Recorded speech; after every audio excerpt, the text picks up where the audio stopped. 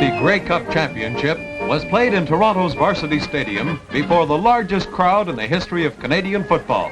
27,050 looked on to break the 1949 record of 21,000. The difference was supplied by the extra space in the enlarged and remodeled Varsity Stadium. But even with the extra seats, the demand for tickets was as great as ever. Many 1950 customers recalled the weather conditions of the previous year.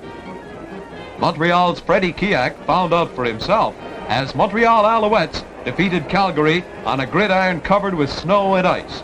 An added snowfall on the eve of that game left a slippery, partially frozen turf. Footing, to say the least, was treacherous.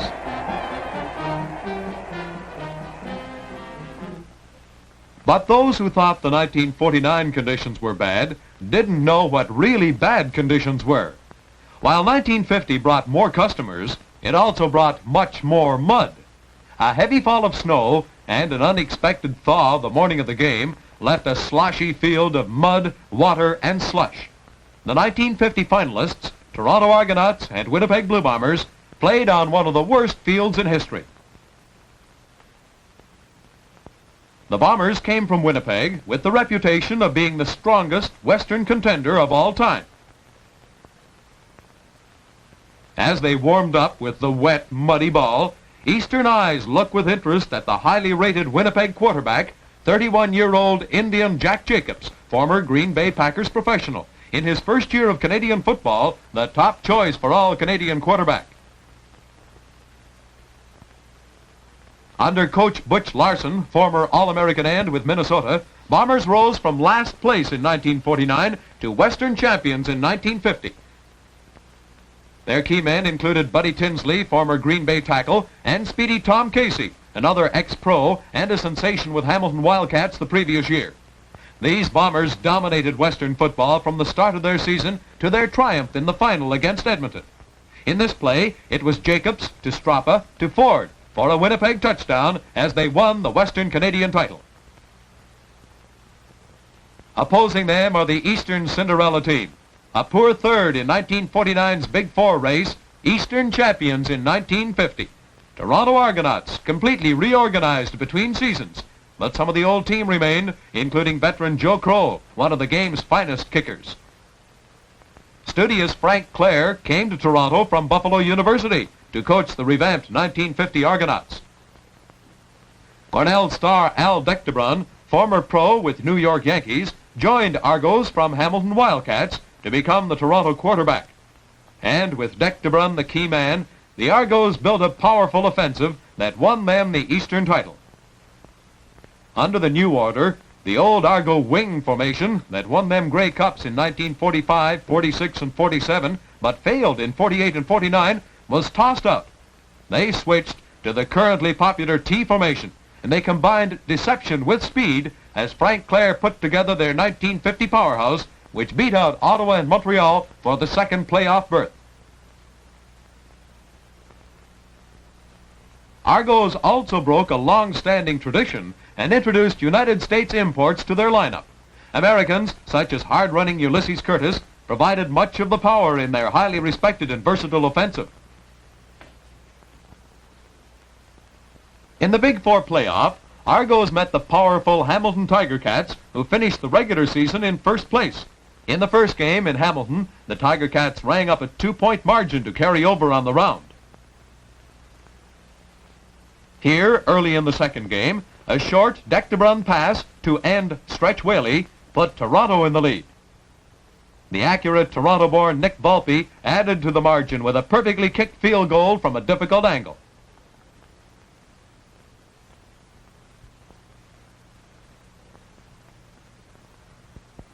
Then Dectebrun threw another pass, this one to former Toronto varsity star Ted Toogood. It was the second Argo touchdown, and Scullers ran up an overwhelming lead against the desperate Hamilton Tiger Cats. The final Toronto touchdown was scored by Bob Westlake, mid-season replacement for Billy Bass, who was out with a broken back. Westlake ran around left end with a great burst of speed and went 33 yards, and Toronto won the two-game total point final 35-19. And so, Toronto Argonauts, Eastern champions, and Winnipeg Blue Bombers, Western champions, meet on a watery, muddy field in Varsity Stadium for the 1950 Canadian Football Championship. And as Mayor McCallum of Toronto gets things underway, here's Jack Wells from the original broadcast. By Ascot, and it's a short ball. It goes into the mud on the far side, taken by Ian Gibb. He picks it up, and he is down. There's a pile-up of players. He was stopped by... Early in the first quarter, after a quick kick to Tommy Ford, it's Winnipeg's ball on the Argos 47. Right, he cuts in, and he picks up about 7 yards before he is thrown in a touch by Bud Fowler. Nick Volpe and Jacobs is in semi-kick formation. Heads back. It's going to be a pass. Take plenty of time. It's a long one on the far side, and it's intercepted by the Argos. It's intercepted by Scott, and he is down by Stocks. Arnie Stocks intercepted that pass. Ends up playing wide. 1st and 10. And it's Deckerman on a quarterback sneak, and he finds a big hole. He goes for 5. He goes for 10 yards, and he is down on the 50-yard line. Too Good is tossed for a 5-yard loss by Tinsley next, and it's 2nd down and 15 to go. 5-3 defense, and the pitch out on the far side to Curtis. He fades off to his right, and he's on the 45. He's on the 50, and he is pulled down on about the 55-yard line. Goes to a 1st down. And Joe Kroll is back to do the kicking. He's back in his own 46. There's the kick, and it's a soggy ball. It's coming down to Tommy Ford. Ford lets it roll to his 10. He's on the 10. He cuts into touch on about the 12. And it'll be 1st and 10 for the Bombers. And in motion to the left is Tommy Ford. And the handoff is to Johnny Strappa, and there was no hole there by Fred Black. Moved in there to fill in. And there's no gain on the play. Volpe is dropping deep, and it's 2nd and 10. There's the snap. There's the kick. It was almost blocked, and it's coming down in Bomber territory. It rolls to 55, and Volpe has it. He moves right up the middle, and he is hit by Ian Gibb. And it's 1st and 10 for the Argos. The Argos go back into the huddle as Coach Frank Clare uses that 2-platoon system. The Argos gain 2 yards in 2 plays, and then... Kroll is back to do the kicking, almost at midfield. There's the snap, and he gets the kick away. It's a nice spiral ball coming to Casey over his own goal line. He gets run away from Casey, and he concedes a point in the score. It's Toronto Argos 1, Winnipeg Blue Bombers nothing on Joe Kroll's long kick into the end zone. 3 plays later, Toronto are on the move again. And it's Ulysses Curtis on a quarterback sneak, and I think he made it. Although the line held, Al Deckerman on a quarterback sneak. Buddy Tinsley, captain, looks it over and calls for the yardstick. And it is 1st down for the Toronto Argos. 1st down for the Argos. And it's Deckerman. The handoff to Too Good on that similar play, and he finds the hole over left tackle. Goes for 5, 10, and 15. Again of about 17 yards. Ted Too Good cuts in over left tackle and finally stopped by Jim McPherson. And so the quarter ends. Toronto 1, Winnipeg nothing. And after an exchange of kicks in the 2nd quarter, here's broadcaster Wes McKnight. 1st down, Jack Jacobs looks around, sends a man in motion to the right. It's Tommy Ford. They have 2 men wide to the right in their spread formation. And it's Jacobs fading back for a pass, and it's over-centered. It's good. He's coming up to the 30-yard line. Joe Aguirre. Jacobs gets it, and he is brought down for a loss as he turned around on the 25, and there may be a fumble. We'll see. He fumbled the ball, and Argonauts recovered. Westlake caught with his defensive team on the field. Deckerman carried the ball for 1 yard on a quarterback sneak. Pitches out, and it is a plunge off tackle to the left by Ulysses Curtis. Took a pitch out from Deckerman. There the snap to him. Stroll drops the ball, starts to run with it, and he's going down. He's down to the 25, down to the 20, down to the 15-yard line for Joe Kroll around the left end, where he is sent in a touch.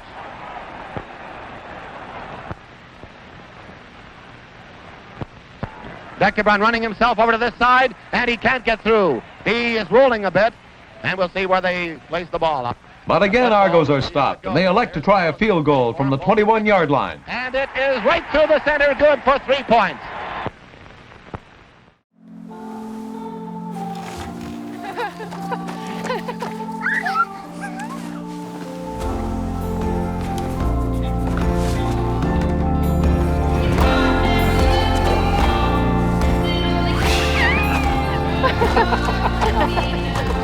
Here's to the everyday things that end up being everything. Here's to all things simple, with casual clothing and footwear from Marks. The Argonauts are out in front of this ball game now by a score of 4-0. A kick by Joe Kroll. 2 plays later, a Winnipeg kick produces the game's most unusual moment. almost midway between the sidelines. The snap to him is good. He gets the kick away, and it's very high, not too long. It's coming down here, and it hits the official right on the head. Cliff Roseborough, the Winnipeg official. Then, after an exchange of kicks, it's Toronto's first down on their own 45. He's back and gives it to Westlake. Westlake right through the center for a big gain. He's still going, and he fumbled, and Winnipeg, they have recovered. Tommy Ford. But Winnipeg failed to gain, and now it's Toronto's first down on their own 40. Winnipeg recovered. Deckerbaum wipes off his hands on that towel that he's carrying with him, ready to get the ball. He does, and he gives a pitch out to Too Good running around the left end, gets away from one, a beautiful block there, and Too Good can't get away. He's away from the other one temporarily, down to the 45. The tacklers were sliding, and so was Too Good. They brought down all of them over on the far touchline. Man in motion is Curtis to the right. Deckerbaum gives it on the handoff right through center, and it's Billy Bass still going down to the Winnipeg 45-yard line. Billy Bass, Ian Gibb made the tackle. Billy Bass cut through center on a quick opening play. Deckerbaum gives the handoff, and it's Bass again, and Bass goes down to the 37-yard line. Slides through that water and mud. Deckerbaum looks around. No man in motion. He gets the ball, gives it on a pitch back. This way to Curtis. Curtis trying to get away. He's brought down. He can't get away. The Winnipeg tacklers are around him. He's still struggling, but he is brought down on the 37. And a player is hurt over in that pool of water. We haven't as yet been able to identify the player for you. It may be Buddy Tinsley. It is Buddy Tinsley. Powerful player for the Blue Bombers. One of their great linemen. He's limping. He's coming off with the aid of... The Winnipeg line stiffens, forcing Toronto to kick, and then... 2nd and 6 to go. Here's Jacobs and a quarterback sneak, and he finds a hole, but he fumbles, and Argonauts recover on the Winnipeg 19. A bad break. Deckerbaum looks around, ready to get the ball from Hirsch. He does, and he gives it for a plunge right through center. One man wide to the right. Jack Jacobs. Here come Argonauts. Deckerbaum gives it for running play to the left for Too Good. Too Good is brought down from behind on the 15-yard line. Too Good. Going to try this one. The ball is placed for him. Volpe kicks, and it is good. It's good. The second field goal for Nick Volpe. And Tommy Ford is still running, trying to get it out. He wasn't sure, didn't see the signal apparently. Tried to run it out, but he was running a touch at the far side. So the half ended, Toronto 7, Winnipeg nothing. And Jack Wells makes an observation. The old saying is you can't tell the players without a program. Doesn't apply today. Program wouldn't help you this afternoon because you just can't. Midway through the third quarter, Winnipeg succeeds where all others had failed this season. The ends are playing wide. There's the snap. It's a slow snap, and it's blocked. There's a mad scramble for the ball. And it's the case of Button. Who's got the button? Kroll's kick has been blocked. And it's recovered. 2 plays later, the shoe is on the other foot. Back on his own 40-yard line to kick. McPhail is onside. Here's the snap. There's the kick, and it is blocked, and the ball is rolling wild. It drops down on the 15, 20-yard line. This is a mad scramble, and we can't tell who's got it yet. It's on the 20, and somebody's hurt on the play. Penn is going to run a play. Stretch Whaley is playing wide here at right end. And Deckerbaum may be setting up a pass, and it isn't. It's a handoff to Bass, Billy Bass, over center for about 5, going to the 15. Curtis in motion to the right. Deckerbaum back on a pass a run play, and he's electing to run. He's on the 15, and he goes to the 10, and it may be a first down. Deckerbaum on a pass or run play goes to the Bombers' 10. And this may be a first down. It'll Curtis in motion to the left, playing wide. He's playing well out there, and they're going to run it. And the handoff is to Billy Bass, and Bass goes to the 4-yard line before you stop, maybe 3. Billy Bass goes for a first down, and to the Bombers 3, and this is the closest either club had been to scoring a touchdown this afternoon. And hear that crowd going out. Deckerbaum looks over the situation. There it is, and the pitch out is to Too Good, and he is thrown for a loss on the play of about a yard. Deckerbaum calling the shots for the Argos. And it's Too Good off tackle to his left. This time he's on the 5, and he is spilled on about the 2-yard line, right by the goalpost, as he fights to try and get over that goal line. It'll be Argos 3rd and about 1 yard. And this is the tense moment. This is possibly the big moment of the ball game now. because neither club have been this close to scoring a touchdown all afternoon. And the Argos are going to attempt to run this 1 yard. So here we go. Deckerman looks over his offense situation, and it's a quarterback sneak, and he's over for a touchdown on a quarterback sneak.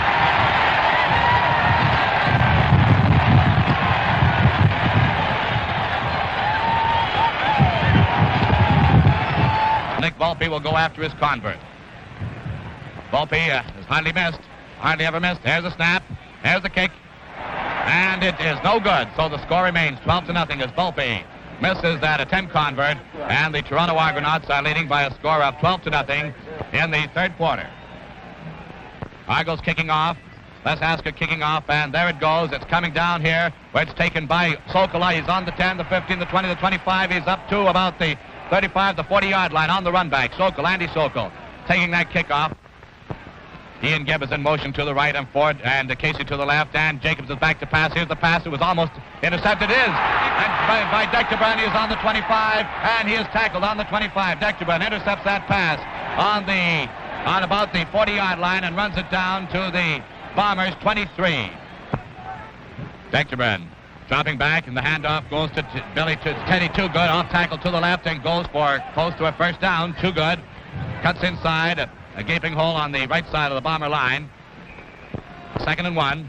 Handoff is to Too Good. Too Good fades to his left, and he is thrown for a loss by Ian Gibb. So Joe Kroll is back to kick. He's standing on about the Bomber 24-yard line. Playing in the safety is Tommy Ford. He's playing deep. Here's the snap and the kick. And there it goes into the end zone. It's coming down in front of Casey. Casey falls on it, concedes a point, and the score is...